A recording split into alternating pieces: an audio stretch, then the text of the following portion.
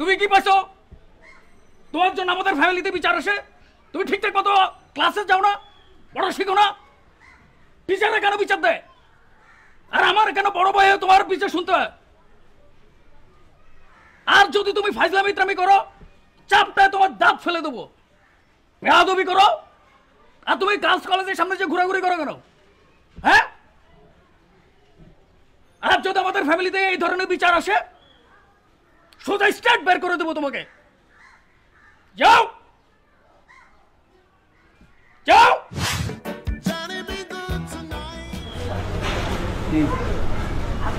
ক্লাসে যাও, পড়াশোনা করো। গুড, ভালো।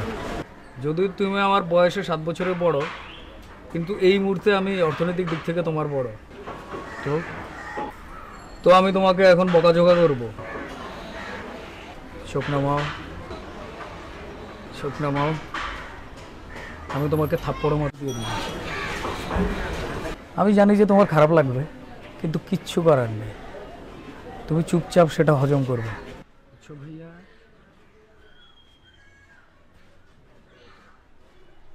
তুমি কি পাইছো? তোমার জন্য আমাদের ফ্যামিলিতে বিচার আসে। তুমি ঠিকঠাক মতো ক্লাসে যাও না, পড়া শিখো না। টিচাররা কেন বিচার দেয়? আর আমার কেন বড় ভাই হয়ে তোমার বিচার শুনতে হয়? আর যদি তুমি ফাইজলামি ইতরামি করো, চাপটায় তোমার দাঁত ফেলে দেবো। বেয়াদবি করো আর তুমি গার্লস কলেজের সামনে যে ঘোরাঘুরি করো কেন? হ্যাঁ, আর যদি আমাদের ফ্যামিলিতে এই ধরনের বিচার আসে, সোজা স্টার্ট বের করে দেবো তোমাকে। যাও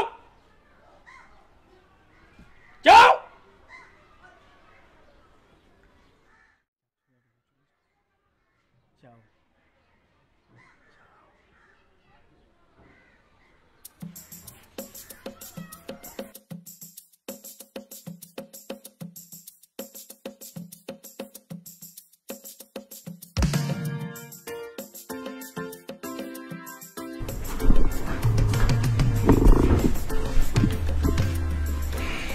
জ্যোতি, শোনো, তোমার একটা কথা বলি।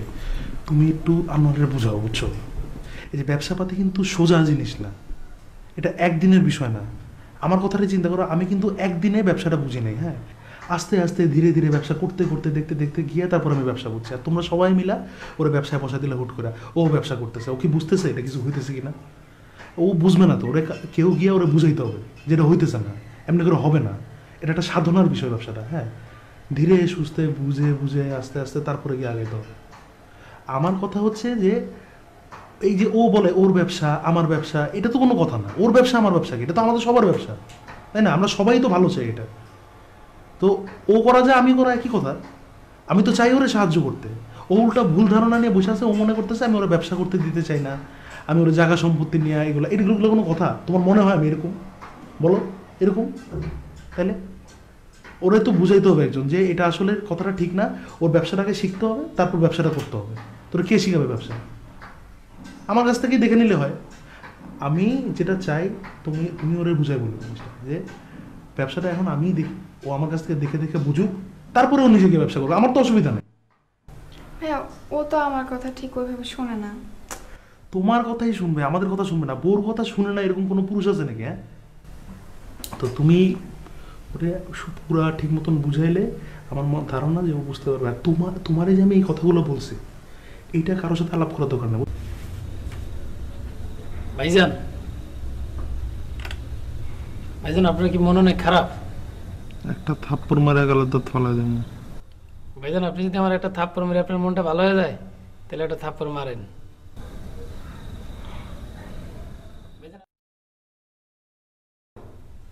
একদিন একটা হাতি মতিঝিল থেকে হাঁটা শুরু করছে।